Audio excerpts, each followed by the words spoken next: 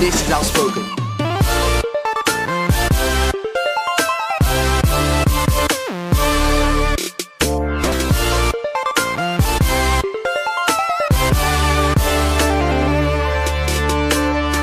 Hey guys, it's me, Howie Jackson, and welcome to this episode of Outspoken. I want to thank you all so much for tuning in to this very, very special episode. I was going to say this week's episode, but this is not an ordinary podcast. You know, it's not Friday, so we're not talking about sort of the week's events and sort of what has transpired in the world.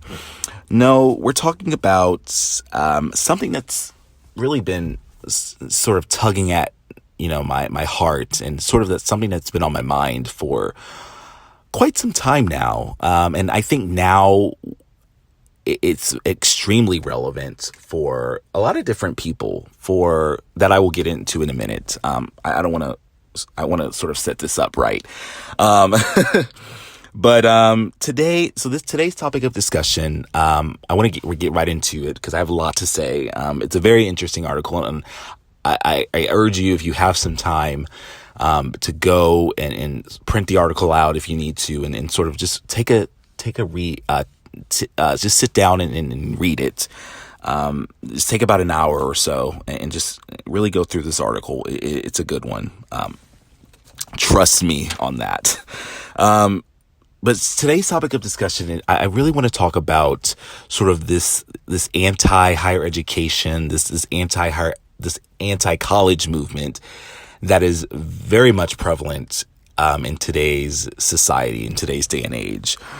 And I think that with it being graduation season, many high school seniors have graduated from high school and are sort of embarking on this new chapter, this new journey in their lives, and they're at a crossroads. Do I make the decision to go to college? Do I enter the armed forces? Do I enter the workforce? There are so many different options that these seniors have now that they've finished this chapter in their life. And for many, it's not an easy decision. There are different influences in these seniors' lives. And so with different influences and with different people, I think comes different opinions. And so it may be hard for some seniors to make a solid decision as to the path that they want to take and sort of what they want to do for the rest of their lives. And so I think that an article like this is very, very relevant and could definitely benefit individuals like that. Individuals who I also think could sort of find value in this article is college seniors. I should say, I was going to say high school seniors, but college seniors, believe it or not. I think with we're talking about high school seniors, college seniors, all these individuals who are graduating and sort of embarking on the next chapter. I think that when you really think about, this a milestone or an accomplishment, it's important to take a step back and really reflect on the journey that led you to said milestone, whether that be a high school graduation, a college graduation, anything. And that particular principle isn't just limited to education, but with anything, with any milestone, I think it's important to take a step back and really examine the highs, the lows, and sort of the journey that got you to where you are. And so I think that college seniors, if not more than high school seniors, can find some true value in an article like this. And so that's why I wanted to come on the podcast today and talk about it at this moment, because I think it's very, very relevant for where we are right now, if that makes any sense. So higher education, this higher education movement, I think that one of the resounding questions that I at least have had after reading this article and sort of listening to these different opinions as it relates to higher education, or sort of the anti-higher education movement, is a college degree worth the investment? Is it worth it to pursue higher education? I think that is really the resounding question in all of this. We can talk about sort of the pros and the cons of college and higher education and sort of where we stand as it relates to that. But really, for those who are at crossroads, like high school seniors, that is the resounding question. And so I want to answer that question and sort of give you my opinion on and how I feel about higher education.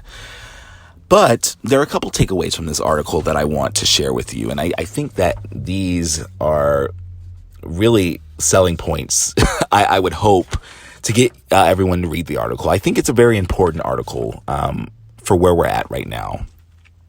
The first takeaway, I have to say, going into this particular article, and just with the title alone, "The Anti-College is on the Rise," I don't know. I had this preconceived notion that this was going to just be an article that was going to go in on higher education, so to speak. Just go in and bash, college and everything that's wrong with college as it stands today.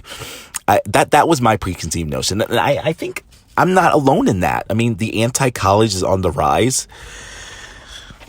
Not the best title, if I say so myself. But really, I have to say that was my preconceived notion. But once I got through the article, and once I sort of had this had time to process the article and really analyze its message, I don't think that's what this is. This isn't a bashing of college and higher education. Now, I will say this. The article does a great job of pointing out the many, this is what I will say. Higher education is not perfect. College, the system of college as it stands today is not perfect. There are many different flaws. And I think that the article does a great job of sort of highlighting these flaws and sort of giving the readers an account of the state of higher education. I think that it does a great job of that. But it doesn't go in. It doesn't like, I don't know. It doesn't just bash and pick apart and give a reader's an account of everything wrong with higher education. And I think that's important, because there are some students, there are individuals who want to go to college, and to read an article like this that sort of picks apart, everything wrong with, college and the higher education system, that could be discouraging. For some kids, college and sort of the college route is all they know. It's all that's been instilled in them, from a very young age, from elementary school. And so I think it does a great job of doing that and finding a balance of course, highlighting the flaws, but not overdoing it, if I may say so. It does a great job of that. So I think that, when we're talking about the title alone, the anti-college on the rise, it really isn't, a bashing of college. What I do think this is, I think this is a great perspective for students that are, considering higher education, that are considering college. I think that it is a great perspective that shows students that they have options. Do you know what I mean? Like there is more to life than the college route and sort of the higher education path. And I think that an article like this, it shows students that there are many different routes that aren't just limited to, the armed forces or the workforce. If you're looking to rediscover yourself, to find value and to find purpose in life, there's more paths today. There is more routes to take now more than ever than just the traditional college path. that was my first takeaway from the article. It was something that I didn't really expect. Just with where we're at right now, with the age of social media and sort of people, giving their opinions. I think now more than ever, social media has enabled all these different opinions to come to the forefront and to become, the face of a particular system, if that makes sense. Now, I was also, I'm going into my second takeaway now. I was also really surprised and shocked by the number of alternative colleges and educational experiments that this article highlights. I was flabbergasted, and for lack of a better term, I don't know where that term came from. That's just the first term that came to mind. I was extremely surprised to learn that there are so many different options today. Kids don't just have to pursue the 4-year routes. There's just so many different options now. And there are so many options that have been born within the past couple of years. And that, I think, was just shocking to me. And I you know what I think it is? I think that, we're talking about the anti-college and sort of this movement. I think that many of these experiments and these alternative colleges, whatever you want to call them, I think that these have really been born out of just this sense that mainstream American colleges are, more than anything, I think, becoming just antiquated. The article itself goes into detail and sort of echoes the statement I just said. It states that many of these experiments and these organizations feel that colleges are too expensive, too bureaucratic, too careerist, too intellectually fragmented to really help students figure out their place in the world and their moral obligations to fellow human beings. I got to tell you guys, college, I do sort of hold a conviction about college. I will say this, and I want to preface, any future statements that I'm going to make in this podcast. I want to say this. I am a college student. I'm coming upon my last year in college. I'll be a senior this coming fall. I have 1 year left. But I think that it's important to sort of give that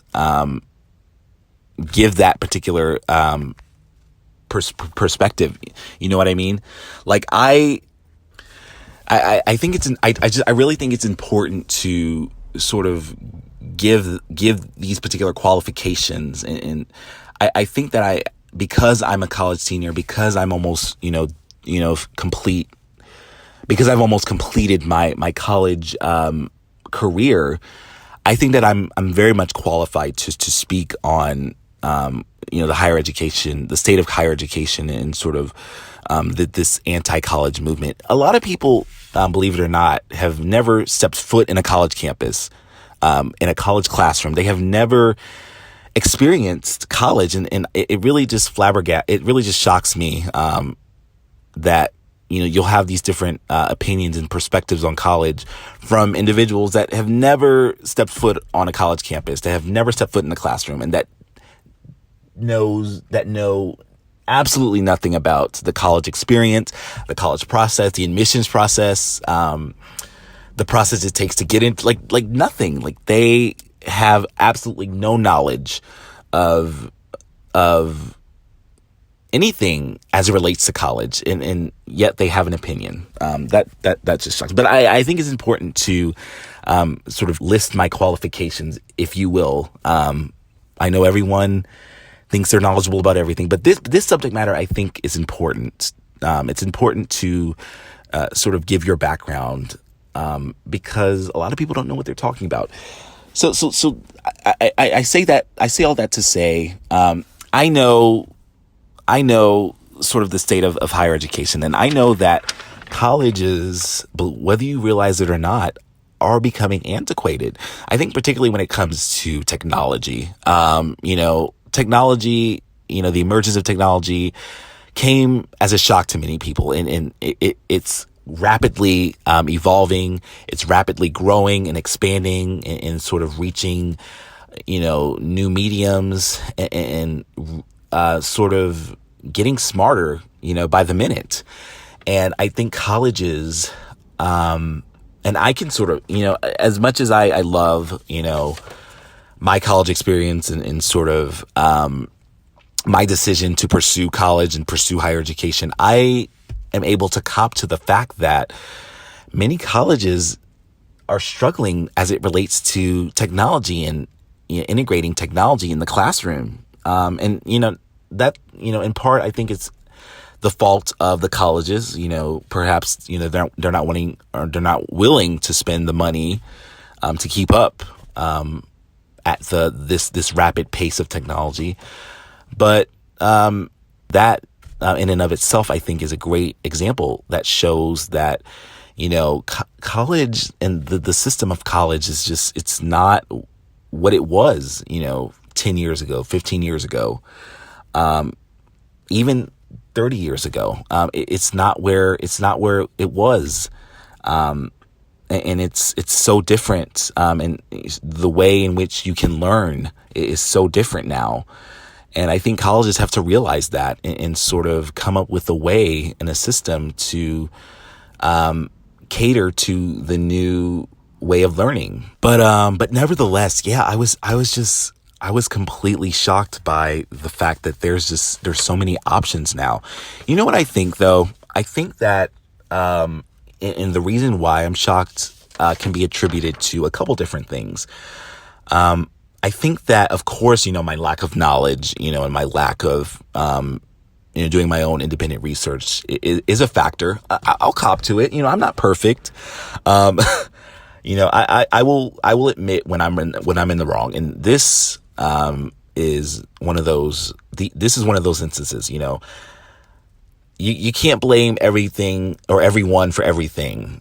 So I think I do have a part to blame, in this, but I think that what can be largely attributed to, my shock is just the people around me that have been around me, in my educational journey, from kindergarten to 12th grade, senior year of high school. My parents, sorry, mom and dad, my teachers, my counselors, even some of my peers, believe it or not, but all of those individuals, I think, have just instilled the college path, the college route.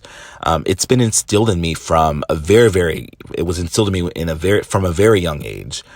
And so college and higher education really is all I've ever known.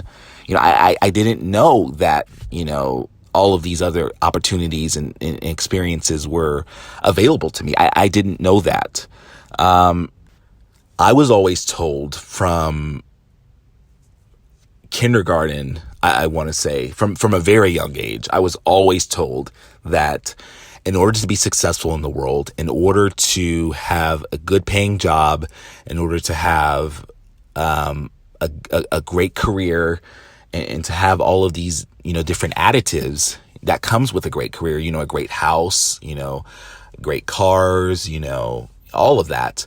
In order to have this great life, you need college. You have to go to college and you have to get a college degree. That is what was instilled in me from elementary school all the way until I graduated from high school. That is what I know.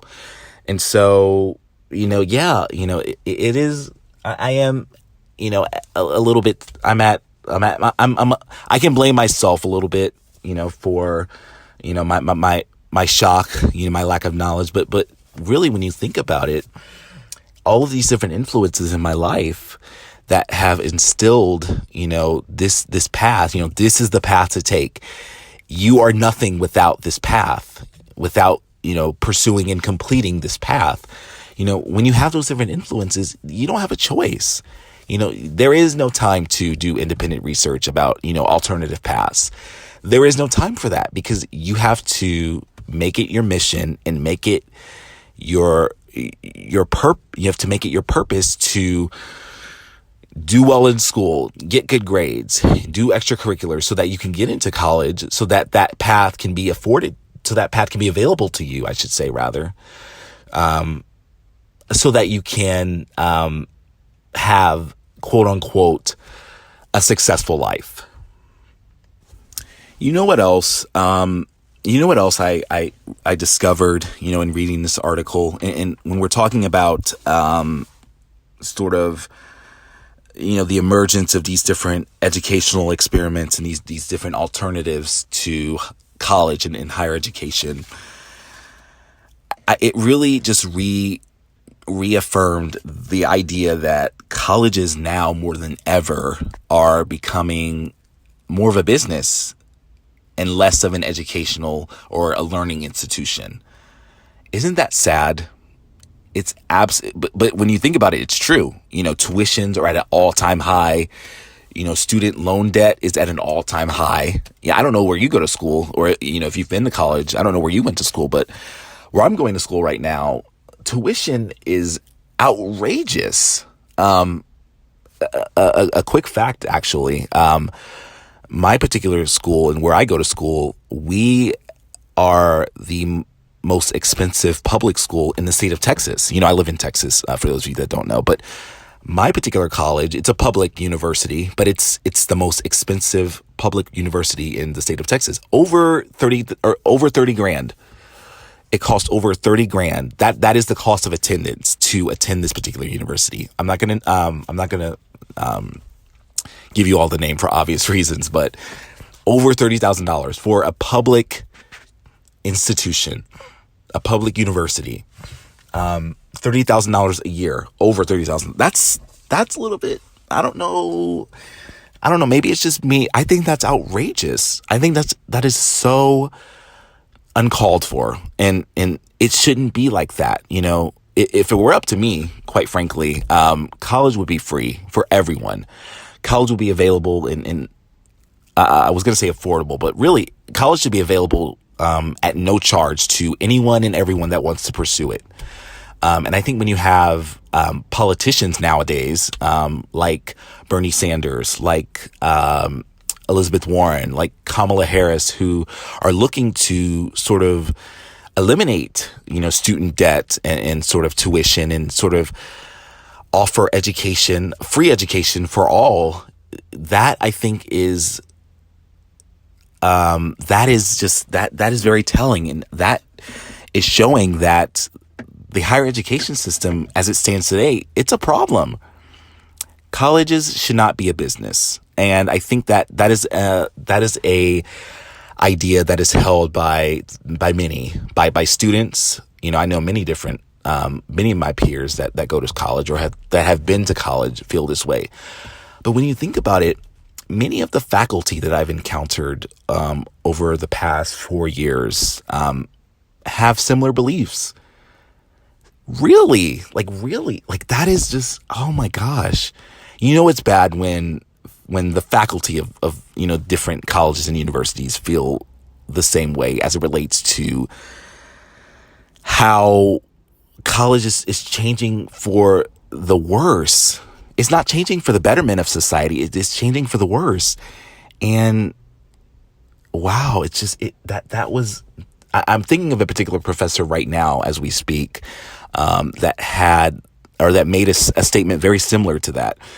Colleges now are just being run like a business, and that's just, I don't know. That's not okay. It's not okay.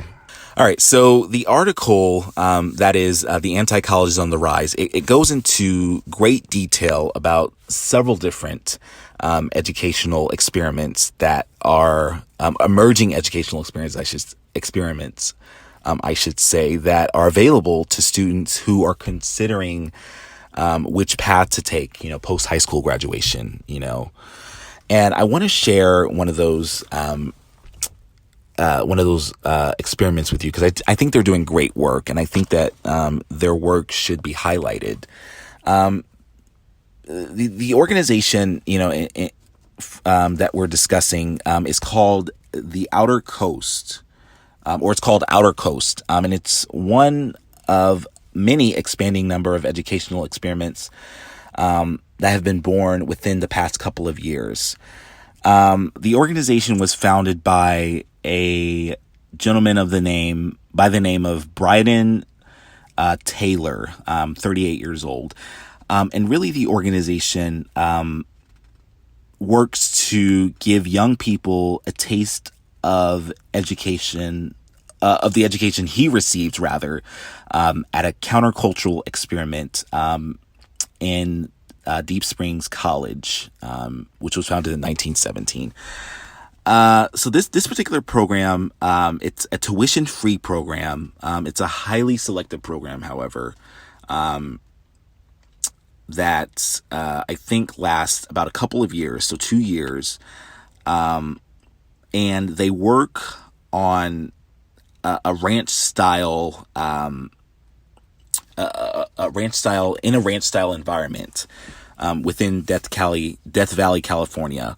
So it combines intensive study, manual labor, and an intimate sense of community to give students a sense of their purpose in life, and to show that education is not just about being for oneself, but for something larger than oneself. Isn't that great? Like, could you imagine going to a program like this? I don't know. Just thinking about it, the labor component, the manual labor component, I don't know if I could do that. To me, and this is just my opinion, I don't know. It kind of feels like the military, almost, kind of. I don't know. Like I said earlier, college is just really all I've ever known. I don't know anything. I don't know anything other than college. And to sort of, immerse yourself in this program where you're having to work, hours on hours every day, and having to take directions and commands from a particular instructor, I feel as though that's just I don't know, I feel like that's another form of the military. I don't know, but I think that they're doing there are individuals, whether I know it doesn't work for a program like this can never work for me for personal reasons, but there are individuals that work under a structure like this, who could really find value in a program where, you're working, you're doing physical labor, but you're also learning. You're reading Plato, you're reading Shakespeare, but you're also working with a group of individuals to sort of work for the greater good of a community. I think that's great. And people, whether you realize it or not, people could really benefit from programs like this. Not me though. I could never do something like this. It's great though. It's great. I want to, before I sort of tackle the resounding questions that I had, I want to give you a stat that I found very interesting in this article. And the stat comes from, if I could find it. So the stat comes from Michelle Jones, who is the founder of Wayfinding Academy. It's another alternative educational program that works to sort of make education less conventionally academic, and really shape the coursework around the individuals. What I found very, very interesting about this particular organization, and I want to note, I want to make an important distinction between this organization and Outer Coast, the organization I mentioned earlier. The interesting thing about this organization, Wayfinding Academy, is that at the end of the program, it offers students a two-year associate degree, which is great. But the interesting thing about this organization is that 70% of its students, that is wayfinding students, have spent some time at a traditional college. 70%. That is a staggering. That is a staggering number. 70%. I think more than anything, it shows that, college is not what it was, 20 years ago, 10 years ago. And many, many students are finding college and sort of the higher education system to be less productive and to be less valuable. And they're coming to organizations like this because they're willing to work around the student. And I think that's fantastic. It's staggering that many students, that many percentage of students have sort of tried the college experience, have tried, the college process and found it to be pretty much useless. I can't believe it, though. I mean, like I said, it just goes to show. Many people are on to something when it comes to this anti-college movement and sort of working to not abolish and get rid of college, but working to reform it. People are onto something, I got to tell you. So there are a couple of different resounding questions that have come out of this article, for me at least.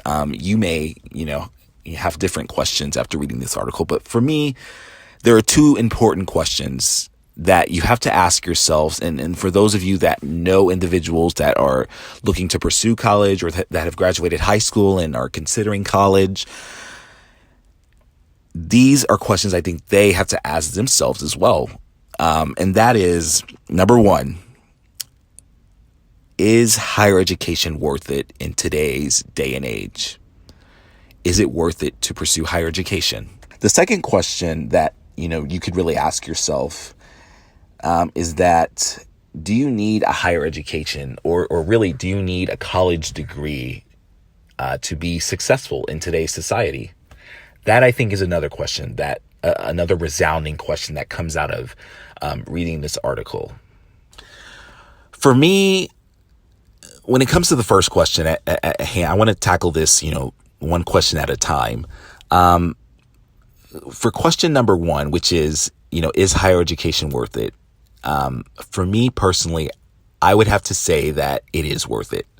And here's why. I've been in college for quite some time now. Like I said, I'm approaching the end of my college career. So I have a little bit of experience.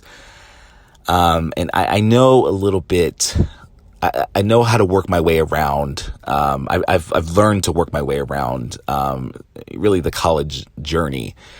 And what I've discovered is that college, more than anything, I think teaches you and equips you with valuable skills that are applicable in pretty much any different field, any different sector that you choose to pursue after you graduate. For me, I think that college has equipped me with time management skills. I think that college has instilled in me the importance of deadlines and the importance of meeting particular deadlines. When you get into the workforce, deadlines are important. And if you are not meeting deadlines, you are going to be out of a job very, very quickly. And I think with college, if you don't meet certain deadlines, you will receive a failing grade. And all of that hard work that you've put into, a certain class will go to waste, if you end up receiving a failing grade. So I think that skills like that have really been instilled in me, throughout my journey and my experience through college. And I think those are skills that are invaluable. Those are skills that can be applied to any and every situation in the real world, in the working world, and in the working force. And I think that if it weren't for college, those are skills that I would not have. Of course, I'm not saying college is the only way to acquire those skills. I think just working working on the job for quite some time.